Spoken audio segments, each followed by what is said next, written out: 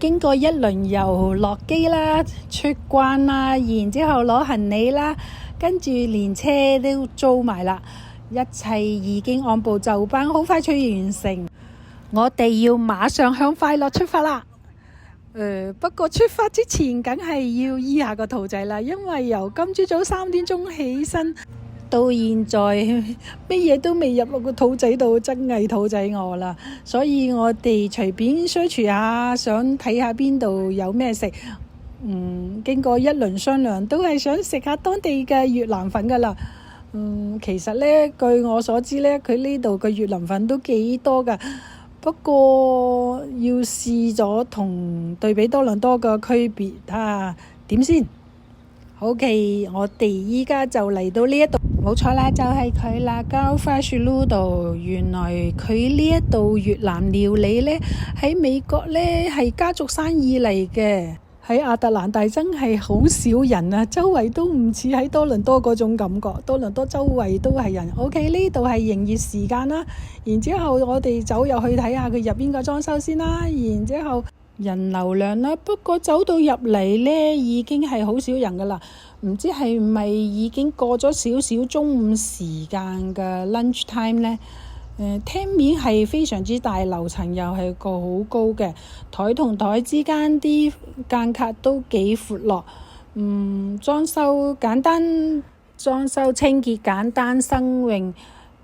打聽過呢，原來佢呢一個餐館個位置之前唔係做越南粉嘅，係做其他嘅餐館嘅生意。Anyway， 我哋快啲醫下肚仔，我睇下佢個 menu 先。原來都好先進啊，冇 menu 俾嘅，淨係掃碼就可以睇到佢個 menu 噶啦。因為呢係數碼睇 menu 嘅，所以今日就影唔到個 menu 俾大家睇啦。如果有興趣，可以大家先掃下佢個碼，然之後睇入邊個 menu。OK， 我哋就嗱嗱聲 order 咗幾個食粉先，一人一碗，真係太肚餓啦！睇下同多倫多嗰啲越南粉有咩區別先。先上嚟就係芽菜啦，芽菜呢就係生嘅啦，同多倫多一樣。然之後有九層塔菜啦，生嘅辣椒圈啦，仲有個芫茜啊。呢個生嘅配菜呢，同多倫多我哋食開嘅你有少少區別啦。OK，anyway，order 咗第一個上嚟啦，就係呢個辣牛肉麵啊。亦都係一樣啦，佢入邊有啲牛肉啦，有啲青葱啦，然之後有啲牛柏葉，但係佢有啲辣啊，所以我就冇試到啦。其他同台有人呢試咗之後呢，佢好鍾意，佢話酸酸辣辣，又唔係好辣，但係都接受得到嘅。佢呢種感覺係鍾意食辣嘅人有啲刺激感咯。到另一個啦，Galbi Combo Four， 呢個係 combo， 但係呢，我個人認為佢呢個湯底比較接近係我哋多倫多嘅顏色啊，同埋味道。入邊呢有啲牛肉丸啦，呢牛肉片啦，然之後我哋加啲嗰啲芽菜同埋嗰啲檸檬汁落去，都好香，好提升佢嘅味道。湯底唔錯嘅，湯底好清嘅，但係呢，講俾大家聽啦，佢呢一度嗰啲，因為我哋叫咗係嗰啲粉啊，佢原來係有種感覺係麵嚟嘅，同我哋多倫多係嗰啲麵啊同粉嘅質感呢係有少少唔同。OK， 另外一個 Chicken Pho 就嚟啦。因為當時我哋試咗其他嘅呢，佢個麵嘅質感唔同，所以我哋 order 咗係要粉嚟嘅。但個粉呢，同喺多倫多嗰種感覺又係唔同㗎。我哋要迎合下呢度嘅口味。我就個人感覺佢呢度嘅粉質呢，感覺好似係嗰啲米粉嚟嘅。但係呢米粉係圓碌碌噶嘛，佢就好似係正方形咁嘅，食落去有啲硬口同埋有啲彈咯。佢河粉呢就比較淋滑啊嘛，所以又係唔同嘅感覺。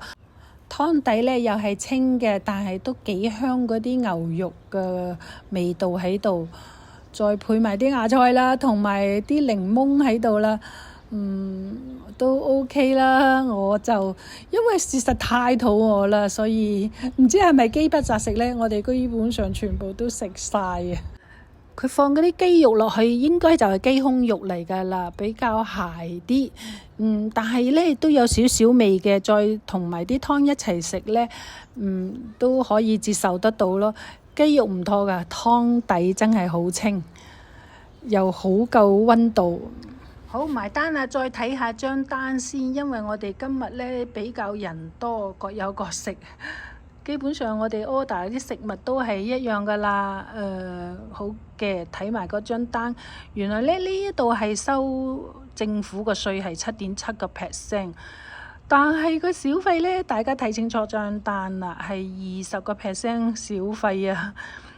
變咗我哋呢一張單呢，本來係食咗係162蚊8毫嘅美金，再加埋政府個稅啦，再加埋個20%嘅小費啦，所以埋單係207蚊9毫8㗎。我哋今日亞特蘭大之旅第一個 lunch 食越南粉就同大家分享到呢一度。如果大家認為我條片唔錯，記得 like share subscribe。其實做呢啲咁嘅頻道，我哋真係唔係咁簡單㗎。